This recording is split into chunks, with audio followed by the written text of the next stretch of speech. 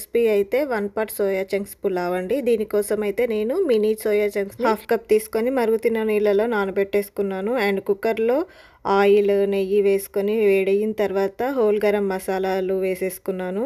And కాజు కూడా వేసుకొని వేయించుకున్న తర్వాత ఆనియన్స్, పచ్చిమిర్చి వేసుకొని ఇవి కూడా వేగిన తర్వాత పసుపు, అల్లం వెల్లుల్లి పేస్ట్, కొత్తిమీర, పుదీనా వేసుకొని పచ్చివాసన పోయేదాకా వేయించుకున్న తర్వాత ముందుగా నానబెట్టుకున్న మినీ సోయా చంక్స్ నుంచి వాటర్ అంతా స్క్వీజ్ చేసి ఇందులో వేసేసి ఒకసారి కలిపేసుకున్న తర్వాత కారము, ఉప్పు, ధనియాల పొడి అండ్ దీంట్లో మెయిన్‌గా పులావ్ మసాలా ఇవి వేసేసుకొని ఒకసారి కలిపిన తర్వాత కొంచెం పెరుగు కూడా వేసుకొని ఇదంతా కలిపి కొంచెం ఆయిల్ పైనకి తేలిన తర్వాత అప్పుడే కడిగిన 2 గ్లాసుల రైస్ ఇంకా వాటర్ కూడా వేసుకున్నాను. వాటర్ అయితే 1 గ్లాస్‌కి 1 ½ గ్లాస్ వాటర్ వేసుకొని 2 విజిల్స్ వచ్చేలాగా హై ఫ్లేమ్‌లో కుక్ చేసుకోవాలి. విజిల్స్ అయిపోగానే స్టవ్ ఆఫ్ చేసేసి దాంట్లోంచి గ్యాస్ మొత్తం కూడా తీసేసి వెంటనే ఇలా కలుపుకుంటే మనకి